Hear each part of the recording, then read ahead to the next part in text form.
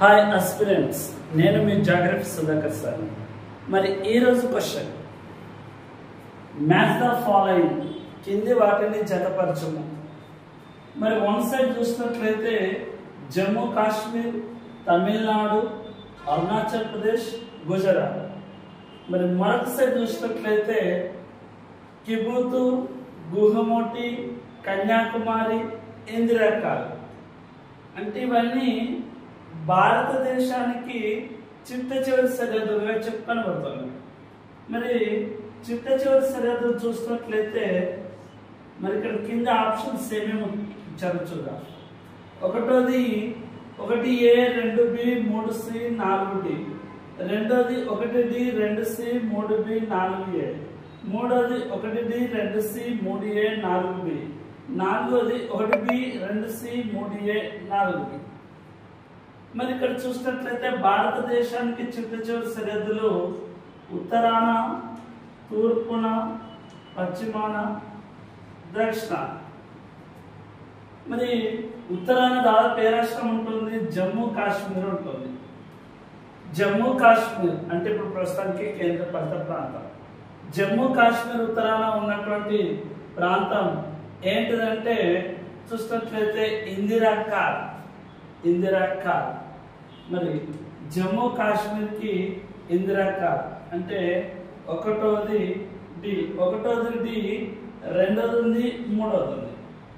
ఆ తర్వాత నెక్స్ట్ తమిళనాడు ఉంది, రెండోది తమిళనాడు.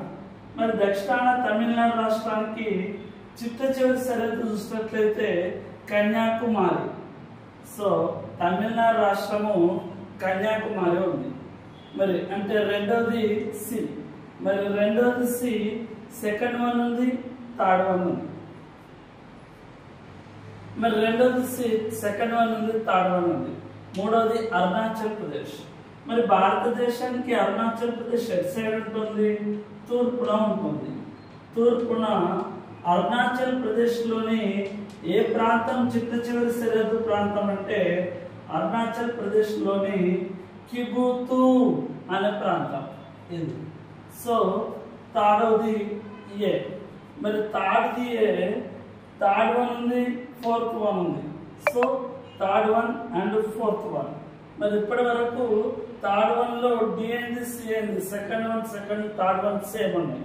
మరి ఇక్కడ థర్డ్ ఆన్సర్కి వచ్చేసరికి థర్డ్ వన్, ఫోర్త్ వన్ మాత్రమే ఉన్నది. అంటే ఇవి రెండు రాంగ్ అని చెప్పుకోవచ్చు. మరి చూసినట్లయితే ఇక్కడ లాస్ట్ వన్ పశ్చిమాన గుజరాత్లోని ఏ ప్రాంతం అంటే ఇక్కడ మిగిలింది బ్యాలెన్స్ గుహమోటి. అంటే నాలుగోది B. So third one is the correct answer. ఒకటోది డి, రెండోది సి, మూడోది ఏ, నాలుగోది బి. మ్యాచ్ ద ఫాలోయింగ్ లో ఈ టైప్ గా క్వశ్చన్స్ ఉంటాయి. ఇలాంటి MCQs క్వశ్చన్స్ కి మరికొన్ని కావాలంటే మా యూట్యూబ్ ఛానల్ ని సబ్స్క్రైబ్ చేసుకోండి. మళ్ళీ నెక్స్ట్ వచ్చే క్వశ్చన్ కోసం ఎదురు చూడండి. Thank you.